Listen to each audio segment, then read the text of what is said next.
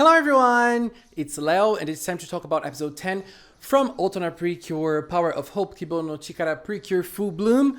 Lots of names for a great episode. Wow, I am shook. Things are getting serious. We're very close to the end and I feel like there were two very important events in this episode. One of them is Nozomi and Coco, and the other one is related to the lore and the story behind Belle. Very, very interesting topics, but I also think that this episode brought more than that. And it even brought that special cameo, OTONA. Oh my god, I am shook, like entirely shook with that. So let's talk about this. First thing I want to know about you. When I was watching it, like the first thing that happened in this episode, Nozomi fainted and everyone was with her in a hospital room. And I was like, okay, this would not happen here in Brazil. They would not let so many people enter a hospital room like that. They would definitely not. Would that happen in the country you live in? Please comment on that.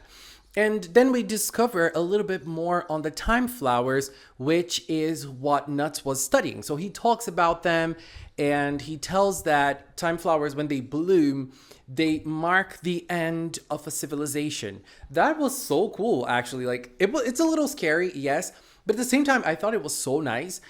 So they mark the end of a civilization, so they bloom, and when they wither, that means that civilization is going to end. So a city is going to be destroyed and everyone in it is going to die and things like that. And he also thinks that the flowers are using the lives of the cures. And he even mentions that the fact that they de-age when they transform is not normal. It's not something good for their body. So they think that after the flower withers, it's going to take away the lives of each of them and they're going to die. I said it in the last video and I'm going to say it again. This feels very out of place for PreCure. Being a cure is always something to celebrate, and now it's a different thing. So I am liking this shift of perspective, even though I don't really like when magical girls are not able to transform freely and they all have to like give something back for their powers. It doesn't feel right to me. I want them to be able to fight. But this in OTONA, I feel like, it's a nice thing, and this created a big weight in the whole episode.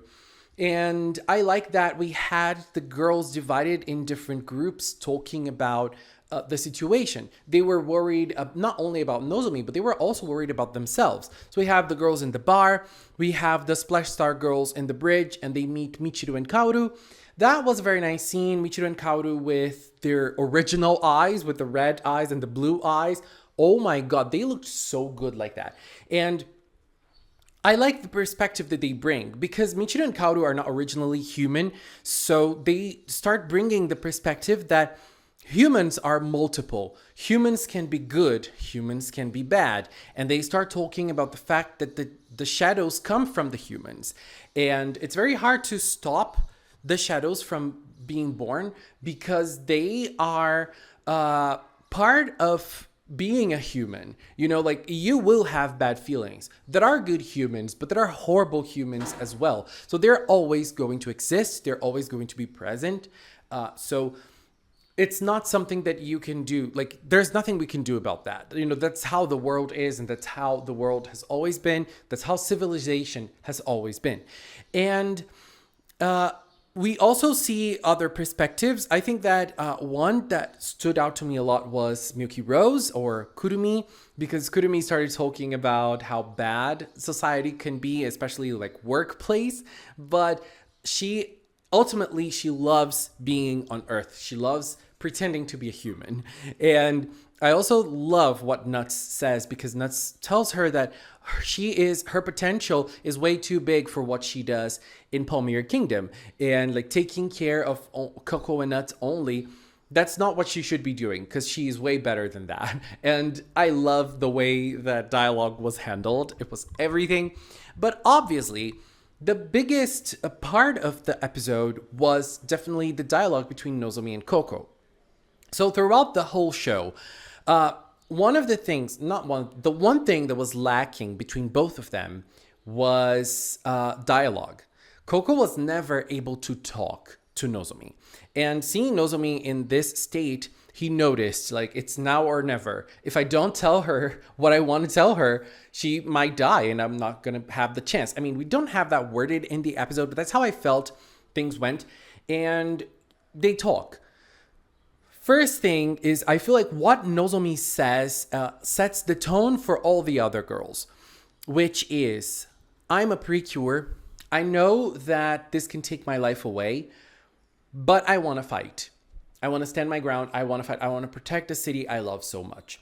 So it's the philosophy that all the girls are going to have.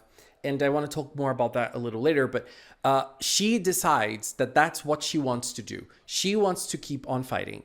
If it's going to take her life away, if she's going to die because of that, that's not like, okay, that matters. But for her, fighting and protecting the city comes first.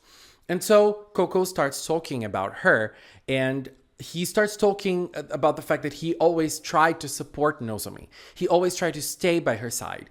And everything that she wanted, he always wanted to be there together with her. But now it's something that he also wants to support. He also wants to be by her side, but he can't do anything about it. And I feel like that's more or less how he felt throughout her whole life while he was by her side. It felt to me that he was by her side, but he felt in his heart that, you know, his help wasn't enough for what he wanted to give her. And I like this because it shows clearly now that Coco's feelings for Nozomi are more or less Nozomi's feelings for Coco. So they are in sync. They just show it differently.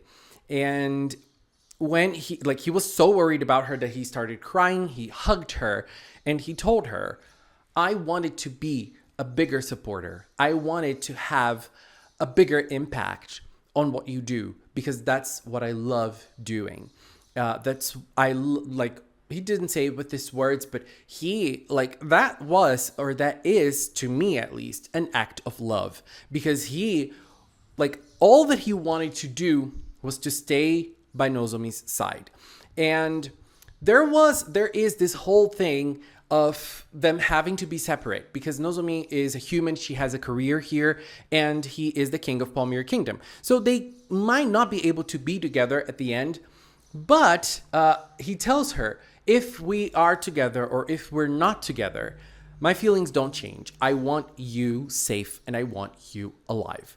And they make a promise. Nozomi makes a promise to come back alive from the fight.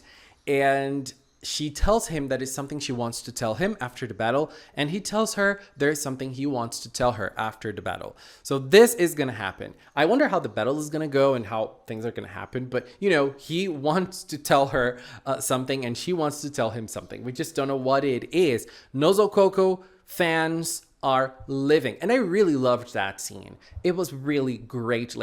It was very emotional to me, and I feel like finally Coco was able to speak on things and to talk about the things that are important to him. Coco, it took you 54 years to do that, but you finally did it. And so what I wanted to talk about the other girls is the fact that everyone has the same decision. Doesn't matter if we're going to lose our lives. We want to protect what matters to us, which is the city. We want to protect humanity. We want to protect people. And I feel like that's a detriment of OTONA. So many characters in such a little span of time. We were able to meet them and understand them more as humans. But for that big leap, okay, doesn't matter if I die. I want to protect the city. The buildup has to be very strong.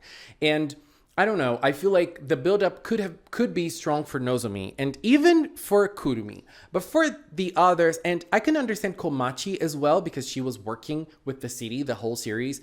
But for the others, I don't know. It just felt weird. Urara, she was singing to the baby. Why wasn't she training in this episode, for example? Why wasn't she training for the role of the angel, for example? I don't know. it's very unfortunate. I love 12 episode series. I love it. But for a big cast like OTONA, I feel like we deserved a little more. But then they all decide. Saki and Mai's scene was very good. Saki was scared. Mai was scared. I loved Mai getting in Saki's hand, like, let's transform. And they did. They did transform. And look, the transformations were so weird. Like, the cuts were so badly done. It was really awful. And the fighting scenes were also very boring. Like, oh my god, we deserved better. But there was a nice scene with Bumpy and Bunby saying he's a dream Oshi now. I love that. That's very idol language. And, you know, I'm a very big fan of idols. So I love that. And we also have the big cameo. We see that Honoka's grandmother watches the sky and says, wow, it looks like that day, which was the war. And she meets our OGs. Nagisa and Honoka are there watching the dark sky. I have no words to explain how I felt when I saw that. I have no words. Just no words. I don't even know what to say. I'm shook. I am like entirely shook. So we don't know what's going to happen, but we do see Honoka's grandmother saying, wow, it's been a while since I saw the two of you. And it's been a while since we saw them as well. So I'm very curious to see what their role in OTONA is going to be. I'm pretty sure they are going to participate somehow. I really hope like in the last episode or something. Oh my goodness. And so we have the girls meeting Belle, and Belle takes them to that illusion that she's able to create, and we're able to clearly understand what is going on. So Belle has been targeting the humans. She wants to eradicate the humans because it's very simple. The humans are the ones destroying the environment. Without humans, the environment is going to thrive. The city is going to thrive without them. There's not going to be any problem if there are no humans. That is why she's trying to destroy them. And that's basically it. Like, it's very like, I'm trying to protect the environment. For me to protect the environment, no humans. And it's very nice when we see all the cures together like that. It feels very PreCure All-Stars movies. I loved those scenes. And especially like the earlier ones that had like less teams. And the girls are now going to try to fight Belle. And there is this duality. Like, and this is something that Kaoru and Michiru were talking about.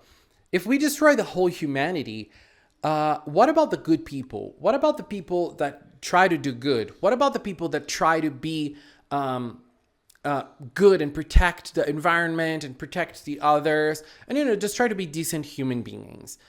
I mean, we all, as humans, we all fail. We all make mistakes. Obviously, there's no one that's perfect. We all make mistakes, but for our mistakes to be punished, we need to be eradicated. Is that it? I mean, I do understand. Like, she wants to eradicate the whole humanity because of the worst of us, which are a lot, by the way.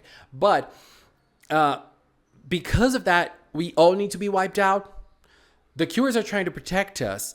But Belle's philosophy also makes a little sense. You know, if we look at it, I don't agree with her methods, but there is a side of her philosophy that makes sense, which is humans are the downfall of the planet. And I do understand that. But at the same time, I'm not going to say that I want us all eradicated. So I am on the cure side on this one. And I'm curious to see how they're going to be able to stand up and fight against her, because she seems to be a very tough opponent. Next week, things are getting fired up, and I feel like we're getting an intense battle. Please give it to us. And what do you think? Do you think we're going to see them? Do you think we're going to see them in OTONA? Black and white, are they going to appear? What is going on? Anyways, episode 10 was a very sweet episode, in my opinion. Really, really liked Nozomi's and Coco's dialogue. Very, very good scene. Coco finally is finally waking up. It took you long enough. Anyways, babies, this is my opinion on episode 10 from OTONA PreCure. Please leave yours in the comments. Let's keep talking about it. Thank you so much for watching, and a special thank you to the members of the Magical Cinnamon channel. Thank you for supporting the channel. Thank you. Bye-bye.